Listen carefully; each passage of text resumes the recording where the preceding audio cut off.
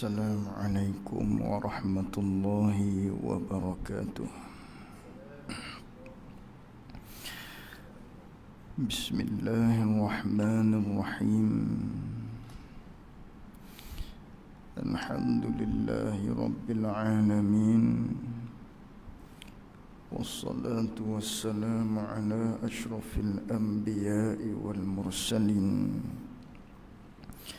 Sayyidina wa maulana Muhammadin sallallahu alaihi wasallam. Allahumma arina al-haqqa haqqan warzuqna ittiba'ah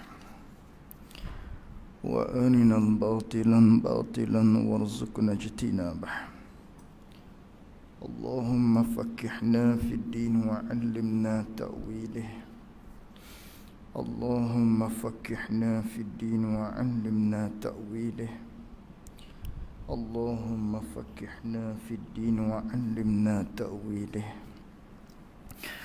Allahumma nawwir qulubana binur hidayatika kama nawwaltal arda binurika syamsika abadan abada.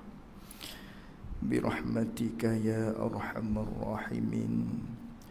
Rabbi shrah li sadri wa yassir li amri wahlul 'uqdatam min lisani yafqahu qawli. Allahumma salli wa sallim ala sayyidina wa maulana Muhammad.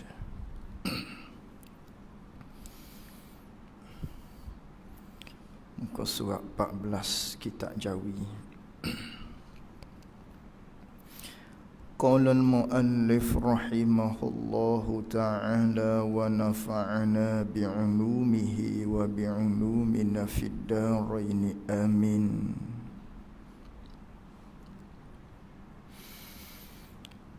Dan menghimpunkan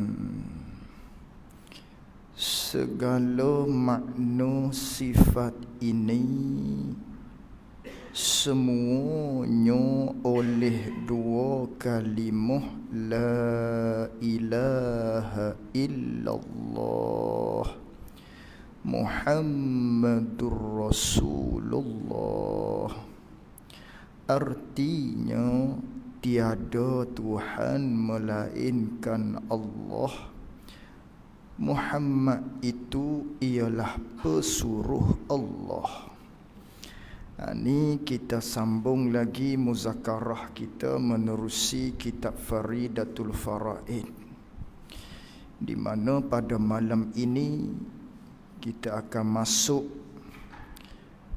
maknanya penerangan berkaitan dengan apa yang telah kita belajar daripada segala sifat-sifat Allah Subhanahu wa taala, dan juga daripada segala sifat-sifat bagi nabi-nabi, rasul-rasul. Maka semua tu maknanya pengertian dia, makna dia hak kita belajar semua sekalian perkara tadi, maknanya dia tu duk teripung dengan bahawa makna dia tu terambat reti pada dua patah kalimah la ilaha illallah Muhammadur Rasulullah. Ni nak hurai berkaitan dengan la ilaha illallah Muhammadur Rasulullah. Lalu kata pengarang rahimahullahu ta'ala, dan menghimpunkan segala makna sifat ini. Sifat mana? Sifat hak kita belajar nulah. Mula daripada sifat wujud, qidam, baqa, mukhalafatuhu ta'ala lil hawadis, qiyamuhu binafsih, wahdaniyah, qudrat, irada, ilmu, haya, samu', basa, kalam, dan kaunuhu, yang tujuh tersebut. Jadi semua tu maknanya hak mustahil pun sama. Maknanya daripada segala perkara-perkara yang wajib bagi Allah, daripada segala perkara-perkara yang mustahil atas Allah, daripada segala daripada sifat yang haruh bagi Allah. Begitu jugalah hak di Nabi, hak di Rasul, hak kita belajar pak sifat tu. Sifat yang wajib bagi segala Rasul, sifat yang mustahil atas segala Rasul, dan yang haruh bagi Rasul. Semua tu, semua hak tu semuanya makna bagi sifat tersebut terhimpun, terkandung, ataupun dengan kata lain laginya terhambat reti, pengertian dia terhambat reti tu, terhimpun tu oleh dua kalimah, yakni oleh makna bagi dua kalimah, bagi dua perkataan, iaitulah la ilaha illallah Muhammadur Rasulullah. Hak kita belajar dulu-dulu noh, daripada segala sifat-sifat Allah, daripada hak wajib, hak mustahil, hak haru. Begitu juga hak bersangkut paut dengan Rasul, hak wajib, hak mustahil, hak haru.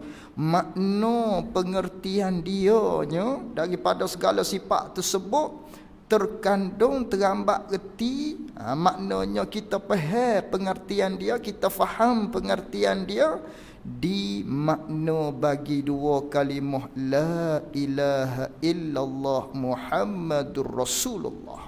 Semua duk terkandung di makna ni. Makna bagi sifat-sifat hak kita belajar tu, makna dia terkandung di la ilaha illallah Muhammadur Rasulullah. Bukan terkandung lafaz hak kita belajar, wujud, kedam, baqo, mukhalafah hingga ke seterusnya, terkandung di la ilaha illallah lafaz dia tu. Tidak. Makna pengertian hak kita belajar daripada sifat Allah dan sifat Rasul, makna dia tu, hak tu bila kita kata la ilaha illallah, faham dah? Maknanya terambat reti dah makna hak tu. Bila kita kata la ilaha illallah, tidak ada Tuhan melainkan Allah. Apa? Allah je yang ada sengoti. Sifat wujud tu.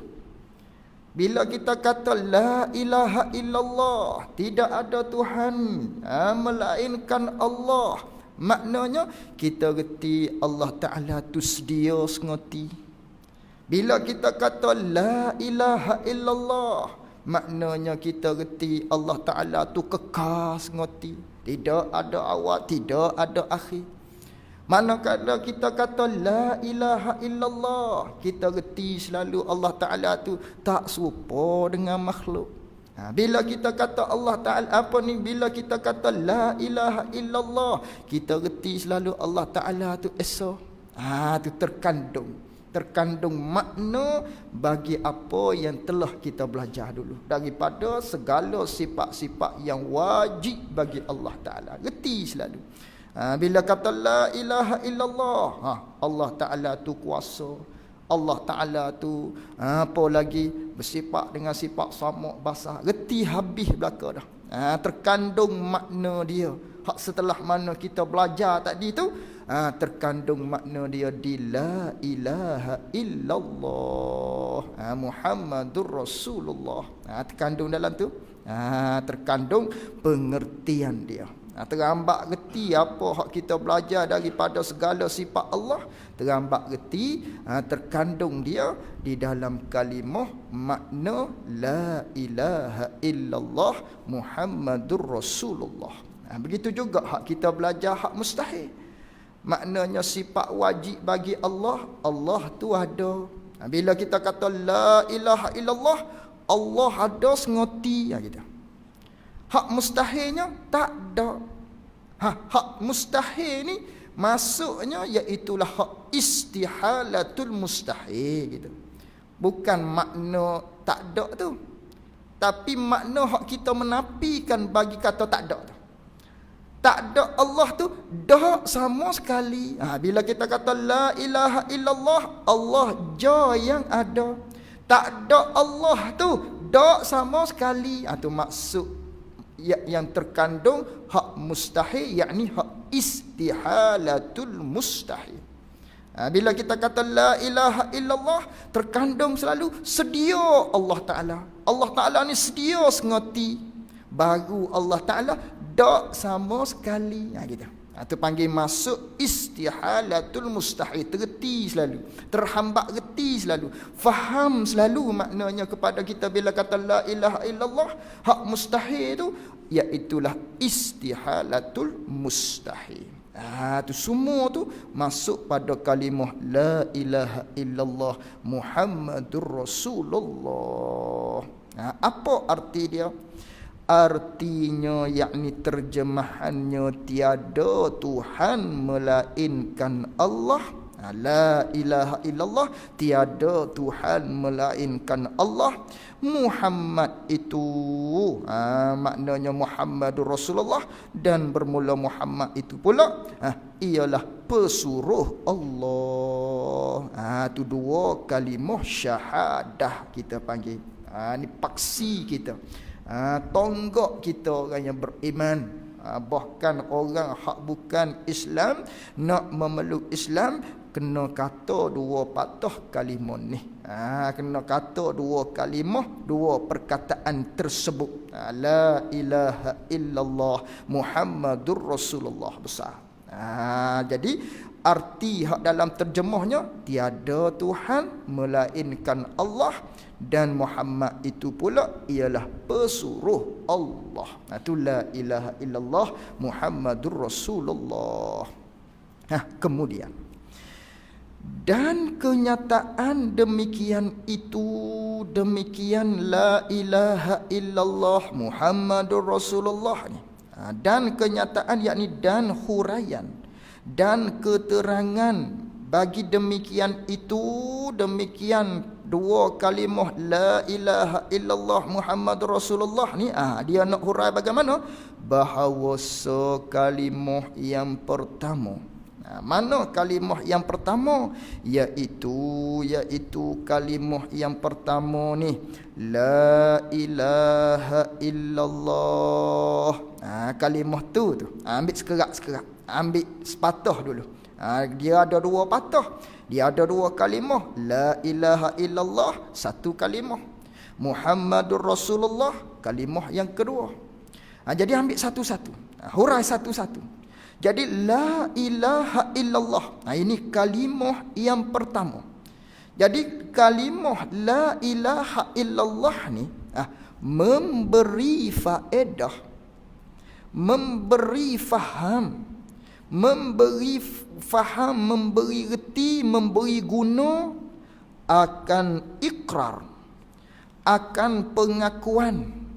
Akan ikrar, yakni akan pengakuan siapa? Pengakuan orang yang berkata dengan kalimah la ilaha illallah itulah. Jadi beri faham, beri reti akan pengakuan bagi orang hak kata la ilaha illallah, faham kepada kita yang mendengarnya, dengan menafikan ketuhanan, dengan menidakkan ketuhanan, menidak daripada yang lain daripada Allah Ta'ala. Jadi manakala kita dengar satu perkataan yang diungkapkan oleh seseorang tersebut, dia kata la ilaha illallah. Jadi sebelah kita hak dengar ni, manakala dia kata begitu, faham kepada kita, memberi faedah kepada kita, memberi guna kepada kita, memberi reti kepada kita, orang tersebut ikrar, orang tersebut buat pengakuan, dia menidakkan, dia menafikan Tuhan hak selain daripada Allah. Itu maksud. Kemudian, dan mengisbatkan akan dia, akan ketuhanan baginya, bagi Allah Subhanahu wa Ta'ala. Memberi faham juga kepada kita manakala orang tersebut kata la ilaha illallah, beri guna, beri faham, beri reti kepada kita, dia mengisbatkan hanya Tuhan itu ialah Allah Subhanahu wa Ta'ala. Itu beri faham kepada kita. kepada kita hak yang mendengar. Dengar apa? Dengar orang berkata, orang mengucapkan la ilaha illallah. Hak dalam Melayu kita terjemah, tidak ada Tuhan melainkan Allah. Bila orang tu kata la ilaha illallah, terjemah Melayu kita, tidak ada Tuhan melainkan Allah. Bila dia kata begitu, faham kepada kita hak dengar ni dah dia kata tidak ada Tuhan melainkan Allah. Lafaz Arabnya la ilaha illallah. Faham kepada dia, dia menidakkan, dia menafikan Tuhan hak selain daripada Allah. Dia hanya isbat, hanya Allah saja Tuhan. Tu faham kepada kita hak dengar manakala orang kata begitu. Dia menafikan Tuhan hak selain daripada Allah, yang dia hanya i'tiqad, yang dia hanya isbatkan Allah sahaja ialah Tuhan. Tu faham kepada kita. Bila manakala seseorang itu kata la ilaha illallah, bermakna dia hanya kata Allah je Tuhan. Tu makna dia. Makna la ilaha illallah, Allah sahaja Tuhan. Adapun tiada Tuhan melainkan Allah, itu terjemah balik bahasa daripada Arab kepada Melayu, memelayukan daripada yang Arab tersebut. Lalu tu memelayukan dia, tidak ada Tuhan melainkan Allah. Tu memelayukan, menterjemahkan hak asalnya Arab la ilaha illallah. Tu terjemah dia panggil tidak ada Tuhan melainkan Allah.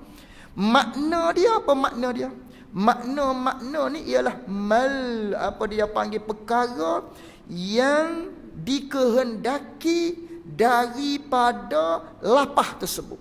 Itu panggil makna. Lapah tiada Tuhan melainkan Allah. Makna hak dikehendaki daripada situ, Allah je Tuhan. Itu makna. Itulah makna dia, Allah sahaja Tuhan.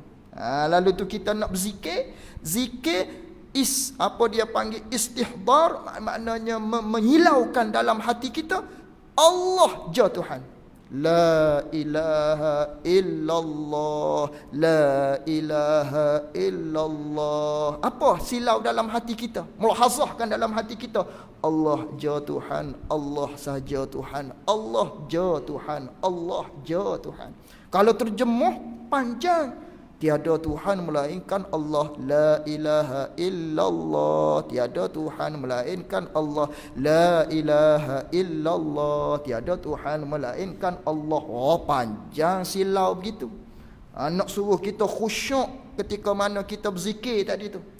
La ilaha illallah, silau makna, bukan silau terjemah. Ingat baik, bukan silau terjemah. Terjemahnya tidak ada Tuhan melainkan Allah. Kalau kita silau yang tu, itu silau terjemah dia panggil. Tak, kita naknya silau makna dia. Tidak ada Tuhan melainkan Allah, yakni makna dia Allah saja Tuhan. Tu la ilaha illallah, Allah saja Tuhan. La ilaha illallah, Allah je Tuhan, Allah sahaja Tuhan. Tu silau makna dia panggil. Jadi manakala orang tu kata la ilaha illallah, tidak ada Tuhan melainkan Allah, beri faham kepada kita dia menafikan Tuhan hak selain daripada Allah, yang hanya dia isbat Allah sahaja Tuhan bagi dia. Allah je Tuhan. Tu bila mana kita dengar orang tu kata begitu, maka itulah kefahaman kita. Bandingnya macam ni. Banding kita kata, misalnya kita datang seseorang dalam rumah kita, dia ketuk pintu, Assalamualaikum. Kita anak pun keluar. Ya, nak cari siapa? Lalu tu dia tu tanya, ayah ada ayah? Misalnya. Lalu tu dia pun kata, tidak ada seorang pun dalam rumah ni melainkan saya. Dia tanya adik, ayah ada? Oh, dia jawab, tidak ada seorang pun melainkan saya. Bermakna dia menafikan semua sekali kecuali dia, dan dia mengisbatkan hanya saya saja yang ada. Tu hak kita faham daripada orang tu kata begitu tadi. Itulah yang kita faham maknanya. Ataupun contoh lain, tidak ada bagiku wang melainkan 5 ringgit. Apa faham? Apa hak kita faham pengertian? Terlambat reti di kita bila orang tu kata macam tu. Tidak ada bagiku wang melainkan 5 ringgit. Oh, dia menafikan. Dia menafikan segala wang di dia kecuali yang dia adanya 5 ringgit. Bermakna hanya 5 ringgit sahaja dia ada. 5 riani jah dia ada. Di bersama ni, tiada Tuhan melainkan Allah. Bila orang tu kata la ilaha illallah, tiada Tuhan melainkan Allah, dengan bahawasanya kita faham, kita reti di kitanya orang ni menafikan ketuhanan yang selain daripada Allah, yang dia isbat hanya Allah sahaja Tuhan dia. Tu bagi makna Allah saja Tuhan. Allah je Tuhan. Tu hak kita faham daripada kalimah la ilaha illallah apabila orang kata begitu. Baik. Kemudian, dan hakikat Tuhan itu, dia nak tarik dah ni. Dia nak tarik perlahan-lahan. Maknanya dah orang tu kata la ilaha illallah.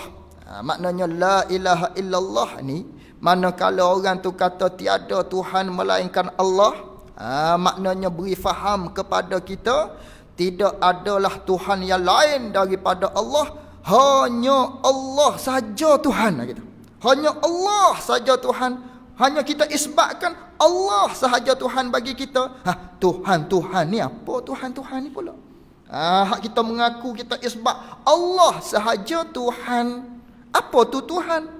Dan hakikat Tuhan itu, yakni hakikat Tuhan, hak kita mengaku, hak kita isbat Allah je Tuhan kita, Allah je ilah. Ialah zat, yakni ialah satu zat. Tuhan ni ialah satu zat yang disembahkan dengan sebenar. Satu zat yang kita sembah tu kena dah tu. Hak kita sembah tu Tuhan sengotidah tu. Hak kita sembah tu ialah betul dah tu, kena kepada Tuhan kita. Iyyaka na'budu wa iyyaka nasta'in. Akan dikau sajalah, hei Tuhan, hei Allah, kami sembah sengoti. Itu hak kita baca dalam surah Al-Fatihah tu. Iyyaka na'budu, hanya mu saja Tuhan hak kami sembah. Tak ada hak lain. Kena sengoti dah hak kita sembah tu. Tu panggil Tuhan. Hak kita sembah tu ialah kena sengoti dah. Hak kita duk buat ibadat kepada dia tu kena dah tu. Kita duk sujud pada dia. Maknanya kita duduk sembahyang apa semua untuk dia, kerana dia suruh, maknanya tu kena dah tu, kita buat ibadat kepada dia. Alhamdulillahi rabbil alamin. Segala puji bagi Allah. Allah tu siapa? Tuhan yang mentadbirkan alam ini. Jadi Tuhan ni, hak kita kata la ilaha illallah, tidak ada Tuhan melainkan Allah, hanya Allah je Tuhan. Tuhan itu ialah satu zat, hak kita sembah sengati dah. Kena dah tu. Kalau sembah yang lain daripada tu tak kena. Sembah matahari tak kena. Sembah apa lagi bulan tak kena. Sembah berhala hak buat sendiri tak kena. Hak kenanya sembah Allah. Jadi Allahnya, Tuhannya ialah Allah. Allah tu ialah Tuhan yang disembah dengan sebenar. Tu panggil maknanya hak faham daripada pengertian Tuhan tu.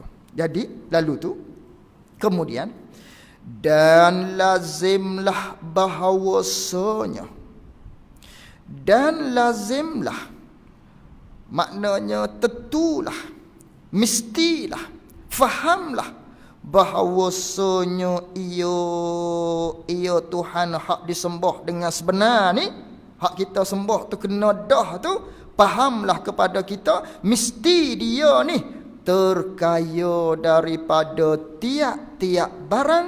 Dia tu terkaya dengan maknanya dia tu tidak berhajat, tak berhajat kepada tiap-tiap barang yang lainnya, yang lain daripada Allah. Satu.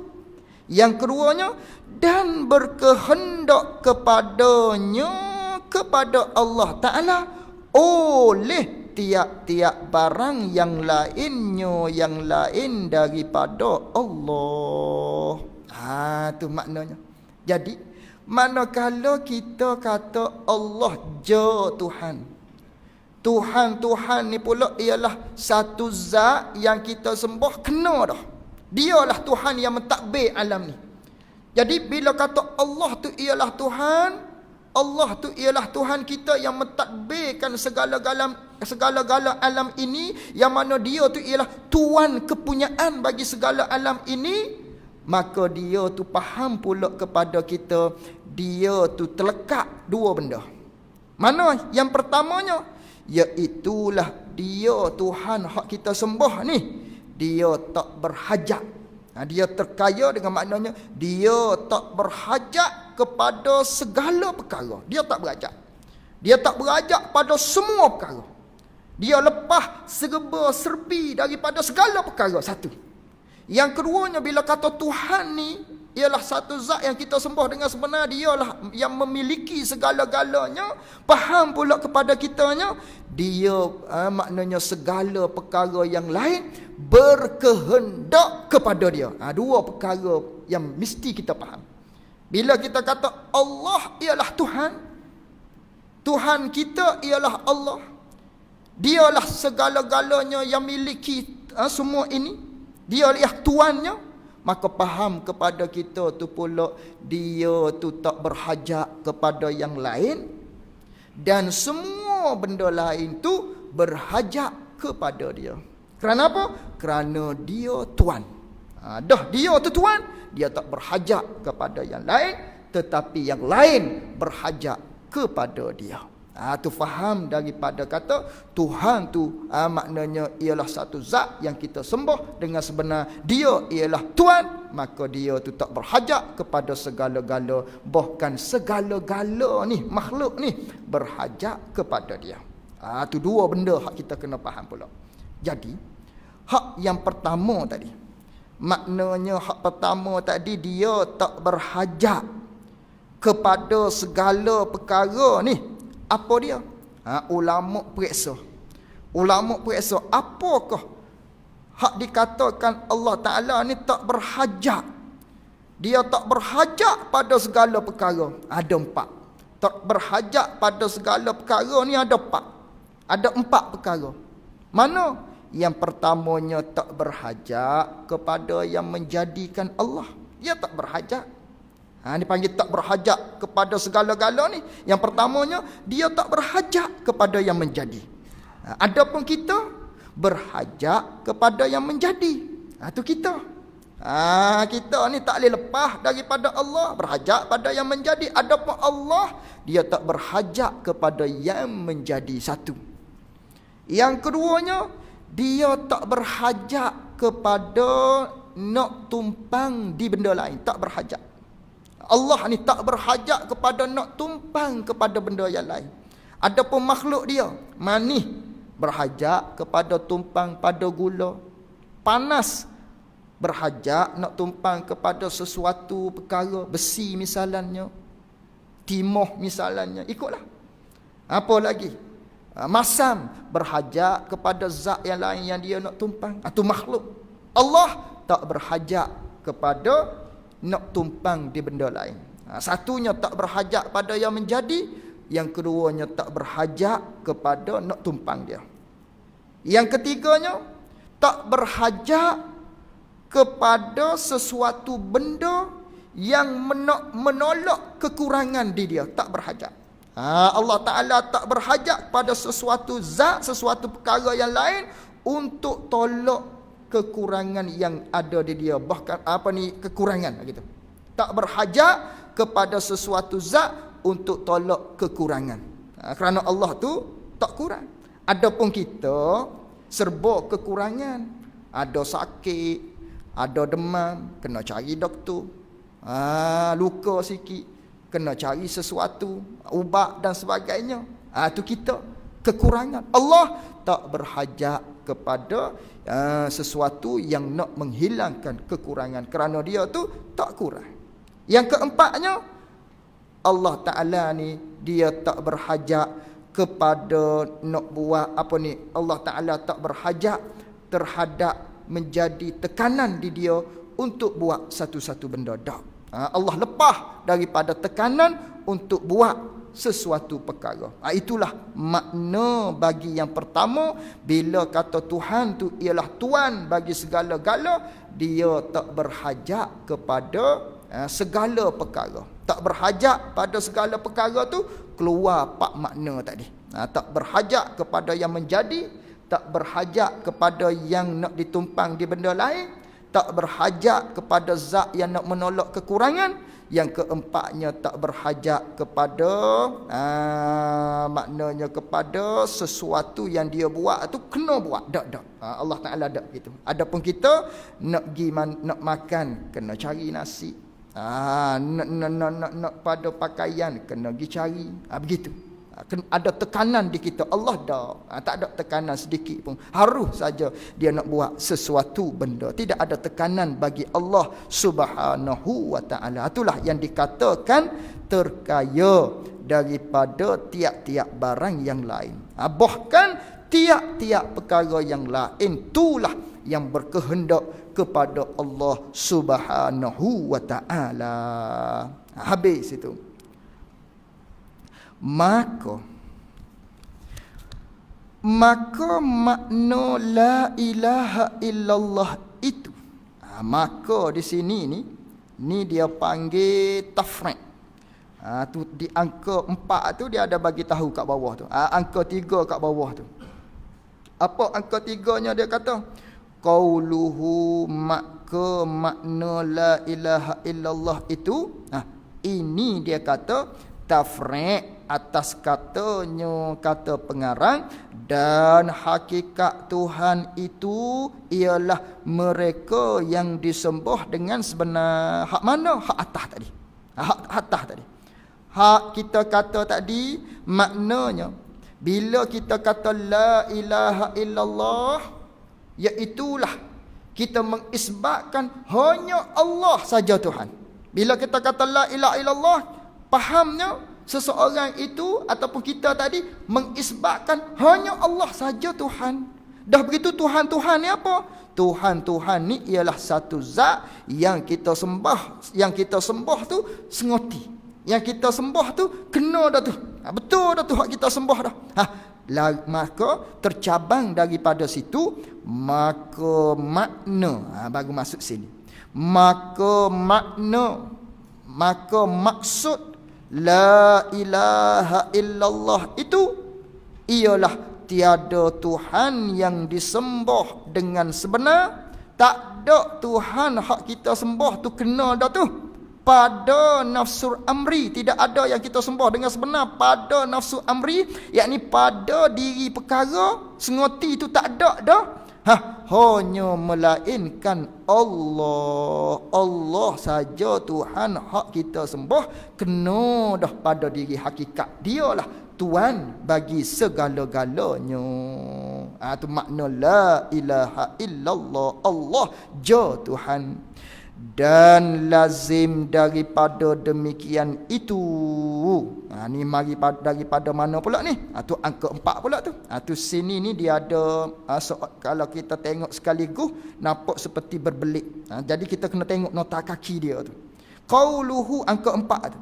Dan lazim daripada demikian itu bahawasanya hak dia nak kata ni la mustaghniyan ila akhir ni, ini kata dia seolah-olahnya tafriq atas katanya, dan lazimlah bahawasanya Ia Allah Ta'ala terkaya daripada tiap-tiap barang yang lainnya, dan berkehendaklah kepadanya oleh tiap-tiap barang yang lain. Hak mana ni? Hak ayat atas tadi. Hak ayat atas tadi. Bila kita kata Allah tu ialah Tuhan bagi segala-gala, faham kepada kita Allah Tuhan ni dia tak berhajat kepada tiap-tiap barang yang lain, dan dia tu pula berhajat oleh tiap-tiap barang yang lain kepada dia. Maka tafriq daripada situ dan lazim daripada demikian itu, demikian kata maknanya terkaya daripada tiap-tiap barang yang lain dan berkehendak kepadanya oleh tiap-tiap yang lain tu, bahawasanya la mustaghniyan an kulli ma siwahu wala muftaqirun ilaihi kullu ma adahu illallah. Artinya bila mana Tuhan-Tuhan ni ialah dia tu tak berhajat kepada tiap-tiap barang yang lain, bahkan benda lain itulah yang berhajat pada dia, maka dah begitu tiada yang terkayalah daripada tiap-tiap barang yang lain. Tak ada zat yang lain hak terkaya seperti Tuhan tu, tak ada. Dan tiadalah yang berkehendak kepadanya, kepada Allah oleh tiap-tiap barang yang lain, melainkan hanya Allah Subhanahu wa Ta'ala sajalah hak pesing tu. Hanya Allah saja pesing tu. Pesing mana? Pesing benda lain berhajat pada dia, dan dia tak berhajat pada benda lain. Hak pesing ni pesing segala-gala makhluk semua berhajat pada dia, dan dia tu pula tak berhajat pada makhluk. Hak pesen ni siapa? Hanya Allah saja. Hanya Allah Subhanahu wa Ta'ala saja. Hanya Allah saja. Tak ada dah hak lain daripada Allah Subhanahu wa Ta'ala. Tak ada. Semua berhajat pada dia, dan dia tak berhajat kepada sesuatu pun. Dan bermula ini lazim, menghimpunkan ia ini lazim akan segala aqaid yang bergantung dengan Tuhan. Wallahu a'lam wa ilmuhu wa atam. Jazakumullahu khairan jazak. Assalamualaikum warahmatullahi wabarakatuh.